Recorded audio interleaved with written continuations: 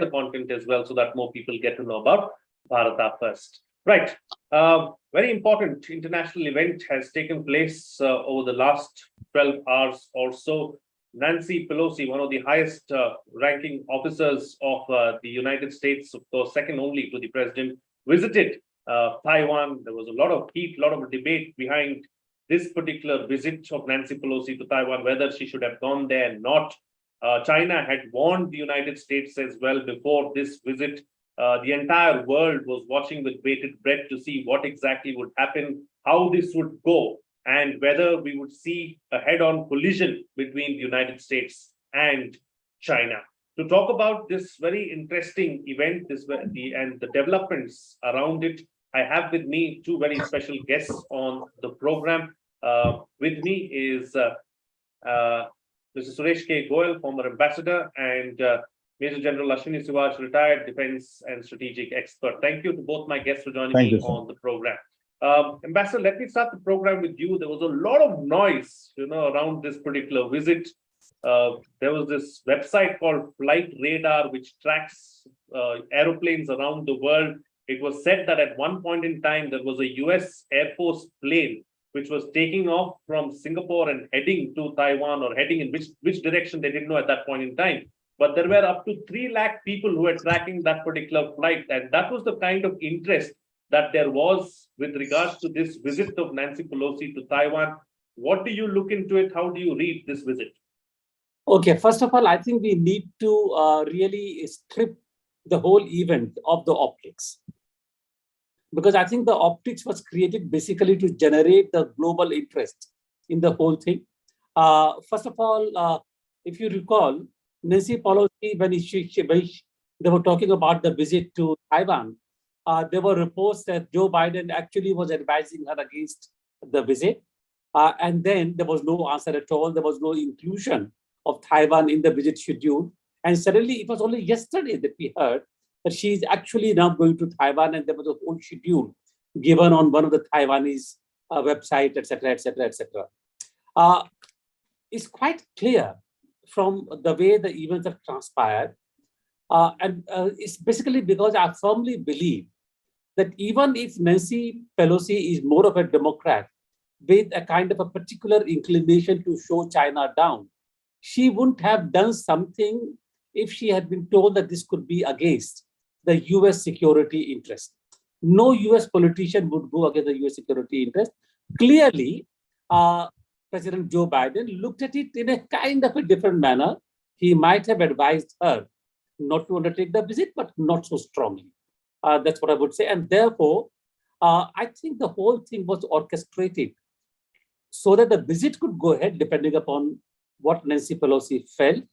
And I think it was orchestrated to send a message to China that China can go so far and no more. That is what it was, given a jolt to China, knowing fully well that China will not be in a position to escalate militarily matters up to the stage of conflict. And China also knew that the USA will not go to that level, but that's a different matter altogether.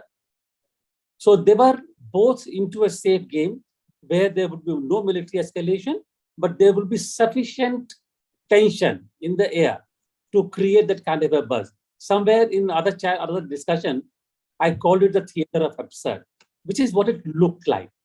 However, there is one thing that I would like to suggest here, and which I think we need to pay attention to. This is a crucial year for Xi Jinping. Xi Jinping, in the month of either October or November, I think it's October, when the central committee, the party meeting takes place, looking for the election to a third term, he cannot afford to be seen weak, or he cannot afford to be seen to have bowed down before the USA. The party will chew him alive. And therefore, my hunch is, I hope I'm wrong, my hunch is that Xi Jinping, like any good Chinese, would live the humiliation of having had to yield to USA now, but he will not forget it. And he will have to show something for it before the elections take place in the Central Committee. Absolutely. That's a very interesting point that you've raised, Ambassador. So what can we expect really? Because, we've seen in the past as well, and history has told us time and again that China doesn't like to be humiliated. They are not going to take this lying down. They're going to hit back somewhere, sometime, and it's going to hurt. Absolutely. Do you want me to continue? Or yes, please go ahead. My sense is that sometime when the time is right, they are going to hit back, as you said. Now, where exactly and how, I don't know. But in the whole equation and in the whole the metrics in Southeast Asia, to me, it seems the weakest link really would be either the Taiwan Straits or South East, or maybe somewhere in Southeast Asia, wherever it is. So let us see when they do it and what they do. It may not be really so big, but it will be something which really hurts. So that is one thing. But anyway, I think I have another point to make, but I will do it later. Yes. Absolutely. Talking about Chinese adventurism, General, is there some kind of fear or concern as far as we are concerned? Because over the years, we've seen that we've grown a lot more closer to the United States, and we've been seen as a very close ally of the United States, and we share a huge border with China. Is China going to be adventurous on the LAC?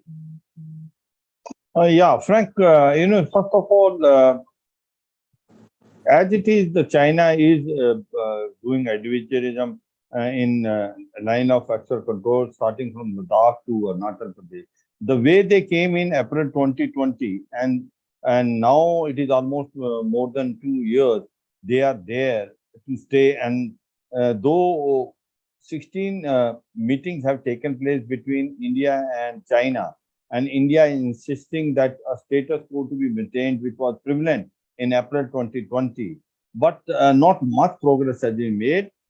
This engagement has taken place in 2-3 places, but mainly from Depsang Bulge, it has not taken place, which gives China a strategic advantage, because from there they can directly address Nubra Valley in Sichuan Glacier, bypassing Dolatsbeg Oldie. And also, this is a place where there can be collision between China and Pakistan. China from east, from Sichuan, and Pakistan from west, from Gilgit-Baltistan, can sandwich Nubra Valley in Sichuan, and also cut it off from the rest of Ladakh. So therefore, the point which is there is, as far as China is concerned, China is putting a huge pressure on India from April 2020. There has been some partial disengagement taken place, and one also must know, the viewer should know, that India has done an offensive maneuver, very good military maneuver in 29-30th August, wherein we occupied Kailash Range.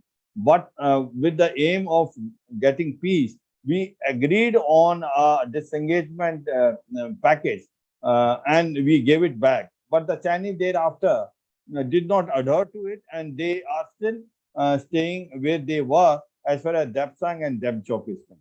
Having said so, what I want to address 2-3 things. One is it linked with what is happening in South China Sea or in Taiwan, or is it standalone? Or, the point today is, once Xi Jinping has seemingly looks to be weak and he has lost it out as far as this episode is concerned, he will bounce back. Where will he bounce back? How he'll bounce back? This is $1 million question. This Nancy Pelosi visit has been also helped by China more than US, because China mouthpiece Global Times in time and again telling that if Nancy Pelosi comes, her aircraft will be also shot. Also, that if you play with fire, you will be destroyed. So, to some extent, the blame also goes to China. Basically, unofficial visit of one can say, because she does not need a sanction and permission of the president of US. She is independent. She is number 3rd in the hierarchy after the president and vice president, and she had taken this visit. The meeting before this, there have been a virtual meeting between Joe Biden and Xi Jinping on 28 July, wherein he has tried to, I suppose, explain to Xi Jinping that is an official visit. He will go, and you must not read too much in it. But having said so, once this visit has gone, and this visit is become very, very, one can say, important phenomena in the whole world. And it looks like that possibly it has dent the prestige of China, because Right. China is already going through a bad phase. The economy China is not doing well.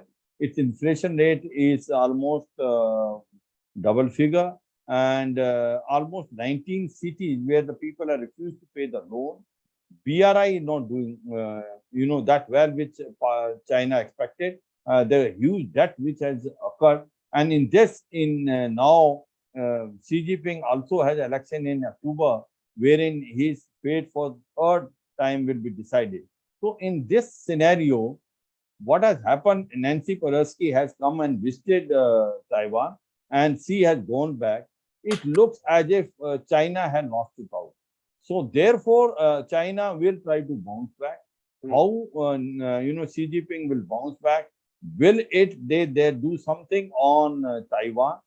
But those options are limited because America, two aircraft carrier group are always there. USS Nimitz and USS Ronald Reagan. Maybe some economic sanctions which they have already done on the import of agriculture product. Maybe some financial restriction. If there is a military action done by China on Taiwan, is it feasible? People are comparing Ukraine with Taiwan. In case it happened in Ukraine when Russia attacked, the American did not come. They forgot these are two different things. Ukraine is far, far different than Taiwan. Taiwan is too important for US. It is the one which is, can say, on the hub center of Asia Pacific and Indo-Pacific. Whosoever commands that Indo-Pacific will command the world in future. So therefore, China, America cannot look to be weak there, and therefore America will make sure that in case there is some threat to Taiwan, it will come for the help of Taiwan. So therefore, Taiwan is very important for America. And having said so, what are the options for China? That is a new question which we will discuss in. What are China's options? We will discuss that in just a bit. But before that, let me take a quick viewer question as well that has come in. Something on these lines that we were discussing. Jyotishmoy Nath asks, after Pelosi's visit to Taiwan, do we have to witness a shift in China's one China policy? How will the whole scenario affect India? Ambassador, do you want to take that up? Okay, very briefly. First of all, for China, one China policy is sacrosanct. It's a part of the Communist Party document where they have said by 2049, they will need to get over the century of humiliation and be one China again, integrate the territories lost in the wars or other things.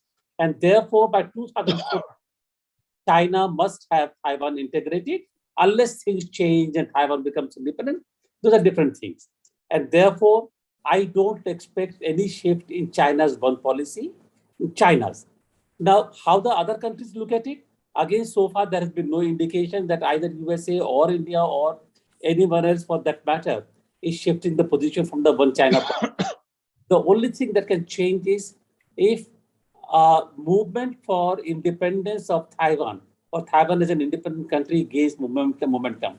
That's the only possibility. So far, there is no indication from Taiwan that they want to be one independent country away from China.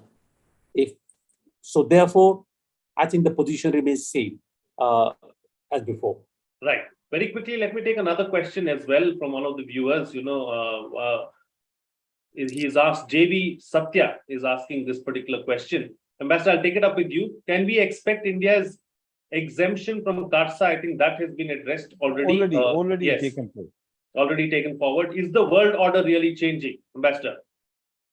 I think the world order is changing in the sense that China has given true notice to the USA in terms of being ready to take USA on.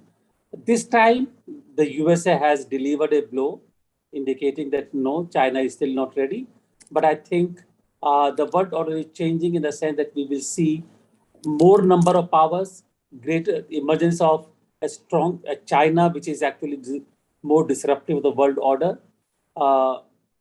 Yes, I think I'll limit myself to that for the time being. Absolutely. All right. General, coming back to you now, let's talk about China's options because, like the ambassador was mentioning in his opening remark, there were a lot of optics really as far as this whole episode was concerned, heavy rhetoric as well from both sides.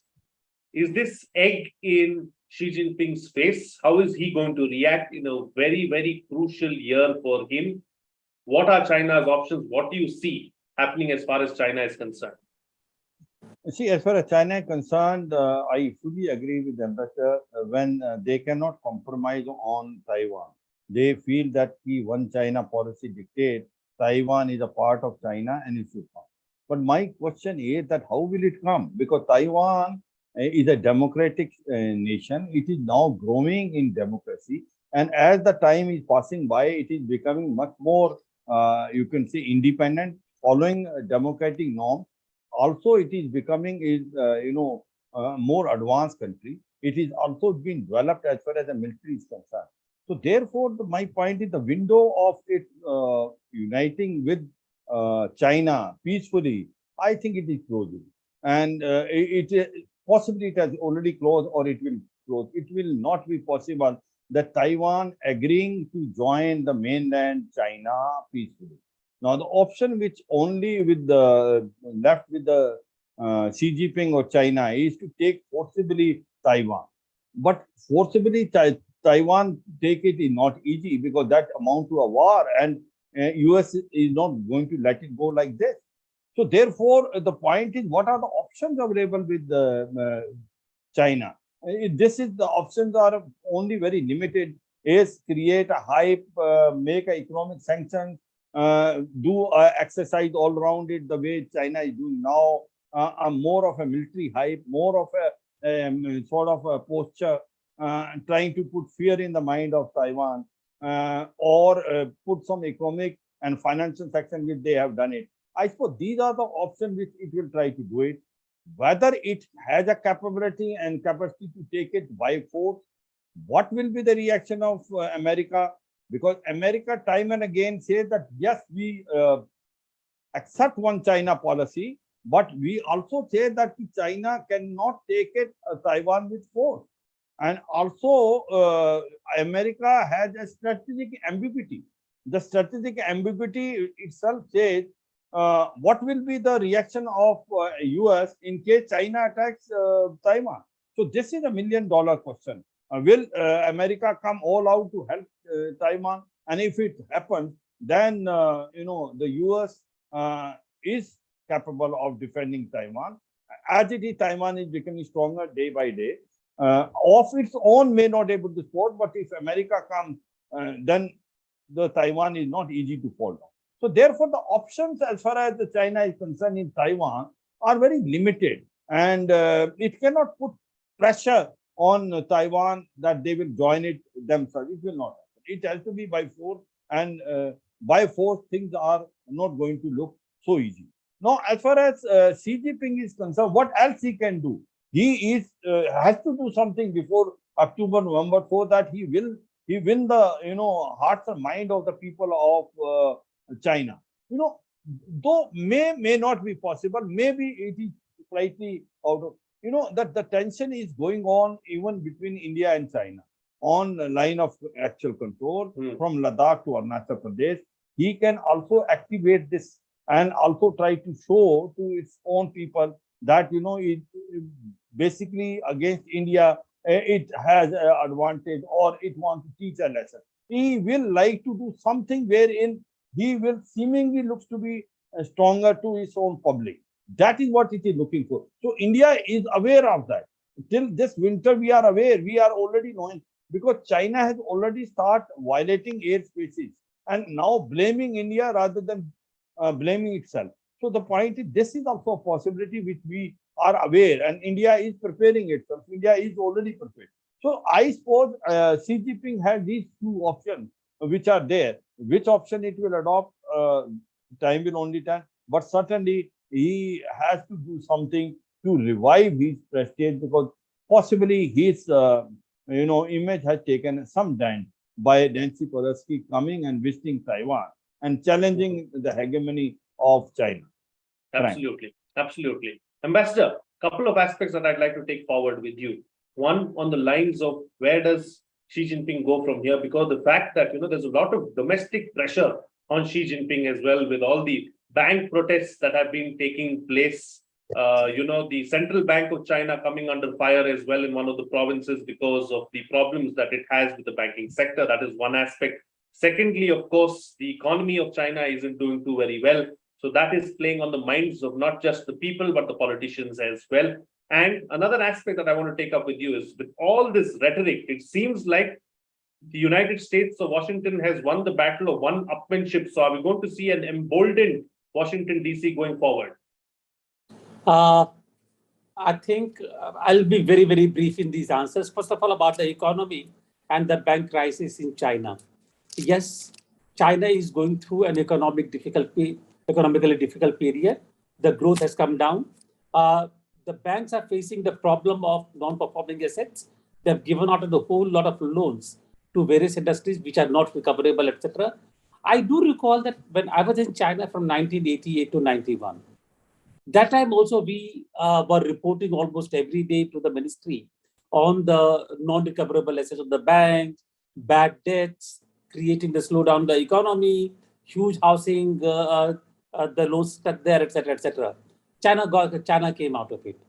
The Chinese economy is too huge. They will face problems. They are facing problems, but it will not collapse.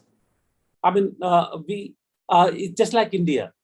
We will go through difficulties, but we'll find a way out. Similarly with China. Therefore, I don't think we should expect Chinese economy to go down and therefore have the satisfaction that, look, हमने कहा था ना कि क्या होगा China का? No, that won't happen.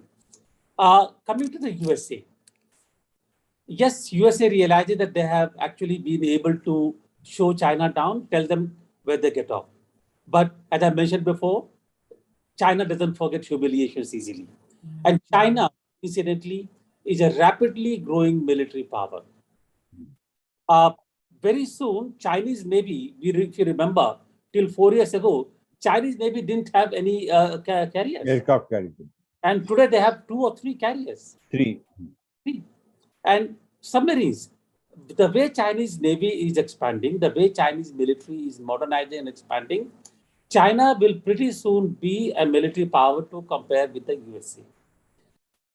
As far as economy is concerned, even if Chinese economy is not doing well, Chinese economy and the US industry is so linked. And that's the reason the US industry, iPhone, cannot leave China. The production bases are so intricately linked to China. Therefore, either way, I think China will be able to find a way. But Frank, while I have the floor, I want to add one more point, if you permit me. And I want to in India for a brief while. Now, on several floors, I have heard saying that, oh, well, if the USA had been able to do that, clearly China is not able to stand up to the pressure so much, and so we can get away with it. I just want to mention one thing. China has another strategy. When China is actually fighting at the global level, if they cannot take on the main protagonist, they will take on the weaker alliance partners or the weaker friends. I believe it there. That's something that we need to be watchful of, something that we've discussed on this program as well. Thank you, Ambassador, for reiterating that aspect and driving home the point without really saying too much. And General, please close the show for us with your concluding remarks on what next, where does all of this leave us? So as far as India is concerned, we have to be very alert and alive. I am sure we know it.